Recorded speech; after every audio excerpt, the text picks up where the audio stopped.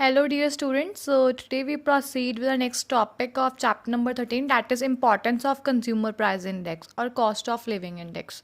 So, our first point is formulation of price policy. The consumer price indices are used by the government to frame the policies on prices. कहते हैं कि consumer price indexes क्या है, government ने use की ये policy frame out करने के लिए प्राइसेस पे. On the basis of these indices, government decide whether the prices are to be controlled, dual price policies should be adopted or public distribution system is to be introduced etc. तो कैसे कहते हैं इस indices के basis पे government ये decide करती है कि प्राइसेस को कैसे कंट्रोल करना है, करने की ज़रूरत है या नहीं है, या हमें ड्यूअल प्राइस पॉलिसी को अडॉप्ट करना चाहिए या पब्लिक डिस्ट्रीब्यूशन सिस्टम को इंट्रोड्यूस करना चाहिए. Also, the government policies like rent control, taxation, general economic and physical policy, etc., are framed on the basis of consumer price index number to the large extent. It means that all type of government policies like rent control and taxation, physical policies, general economic policies, all these are framed on the basis of consumer price index number. Next, we are having the wage adjustment. Cost of living index numbers are used as a basis for the wage adjustment.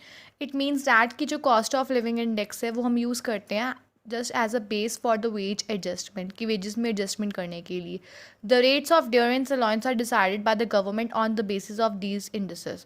जो भी rate है dearness allowance का वो कौन decide करता है, government decide करती है on the basis of these indices. These indices are also used for the wage contracts and wage agreements of the workers. कहते ये indices कौन यूज़ करता है, मतलब ये indices हम workers की wage contract और wage agreement को देखने के लिए भी यूज़ कर सकते हैं. Next, we are having the measurement of real value. These index numbers are used to measure the real value of a rupee or its purchasing power and real income etc. कहते ये index number कौन use करते हैं, हम use करते हैं generally to measure the real value of a rupee, कि ये देखने के लिए कि वैल्यू की रियल मतलब जो रियल वैल्यू है एक रुपी की वो क्या है, या परचेजिंग पावर क्या है एक पर्टिकुलर ह्यूमन बीइंग की, and the real income. Next, we are having the analysis of the markets. The consumer price indices are also used for the analysis of the market of specific commodities for the demand and supply. कहते हैं consumer price indices कौन use करता है, it is use by person to calculate और analyse the market. मतलब market को हम analyse करते हैं कि पर्टिकुलर कमोडिटी जो भी है उसकी डिमांड और सप्लाई क्या है मार्केट में. So we with this we can analyse the market. Next, we're having the national income deflator. These indices are used as a deflators of national income. And this is accordingly the real change in the national income is estimated. तो कहते हैं ये indices एक तरह से deflator है national income का, और जो भी रियल चेंज है नेशनल इनकम में उसे हम एस्टिमेट कर सकते हैं. So we are having these 5 points of importance. Number 1 is formulation of price policy. Second one is wage adjustments. Third one is measurement of real value. Fourth is analysis of market. Fifth is national income deflator. Next, we are having difficulties in the construction of consumer price index. So what are the difficulties in the construction of consumer price index? We are having the first point, difference in the standard of living.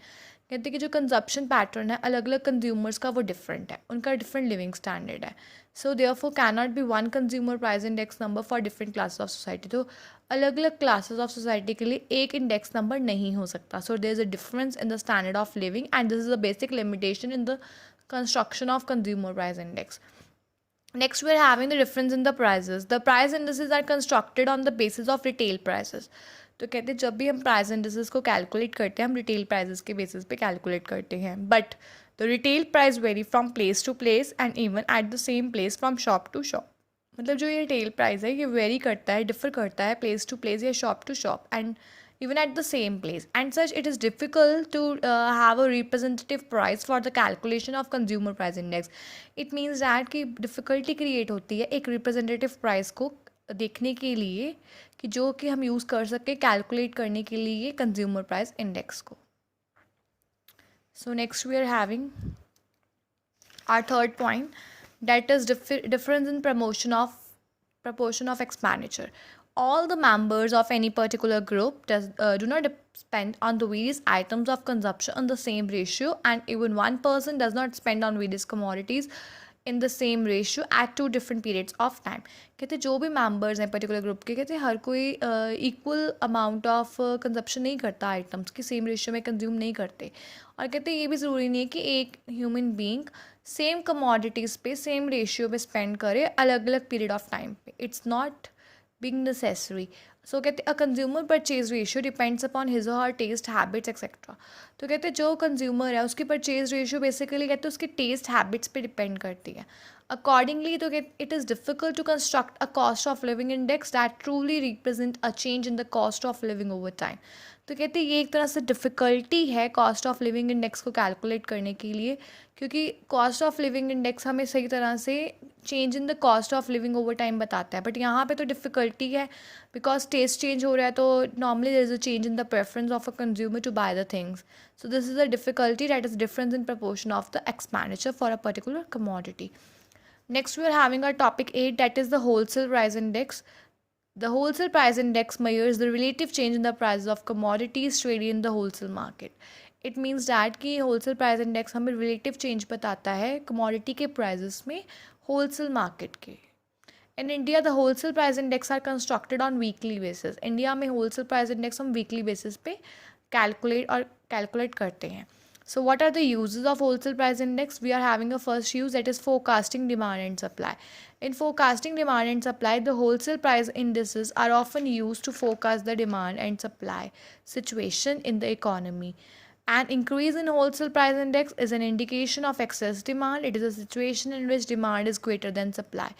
It means that कि जो wholesale price indices है वो use करते हैं हम जब भी हमें डिमांड और सप्लाई को फोरकास्ट करना है इकोनॉमी में। अगर कभी भी होलसेल प्राइस इंडेक्स इंक्रीज़ हो रहा है, it means there is a excess demand, और ये वो सिचुएशन है जहाँ पे डिमांड ज़्यादा होती है सप्लाई से। On the other hand, a decrease in the wholesale price indices implies the deficient demand. और कहते हैं अगर डिक्रीज हो रही है होलसेल प्राइस, मतलब डिक्रीज हो रहा है होलसेल प्राइस इंडेक्स, तो इसका मतलब है डेफिशिएंट डिमांड मीन्स कमी है डिमांड की, लेस डिमांड है। It means demand is less than supply. Next we are having our second point of use of wholesale price index, that is estimation of monetary value and real value. wholesale price index कहते हैं हम use करते हैं monetary value और real value को estimate करने के लिए, like national income and expenditure. Monetary value क्या होती है? It is a value estimated at current year price.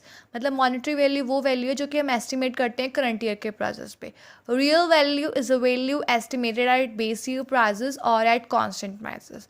Real value वो वैल्यू है जो हम एस्टिमेट करते हैं बेस ईयर प्राइसेस पे और कांस्टेंट प्राइसेस पे। The monetary aggregate can be converted into real aggregate by applying the following formula. तो कहते हैं जो भी monetary aggregate है उसे हम real value में convert कर सकते हैं इस formula को apply करके। तो formula is as follows: real aggregate of current year is equals to monetary aggregate of the current year multiply price index of base year divided by price index of current year. Means अगर हमने real we have to convert monetary aggregate into real aggregate, we have to apply this formula. जो भी monetary aggregate है उसे multiply करेंगे price index base year के साथ, divide करेंगे base year of current year. Next we are having our third point, indicator of rate of inflation. The wholesale price index is also applied to calculate the rate of inflation in a country. Wholesale price index कहते हैं कि हम use करते हैं, apply करते हैं calculate करने के लिए इन्फ्लेशन रेट जो कि हमारी इकोनॉमी में चल रहा होता है। It refers to the rate at which price tends to increase over time. कहते हैं ये वो रेट है जब प्राइस इंक्रीज होते हैं with the passage of time. So we are having these 3 points of uses. Let me recite the points once again. Number 1 is forecasting the demand and supply. Second one is estimation of monetary value and real value. Third one is indicator of rate of inflation.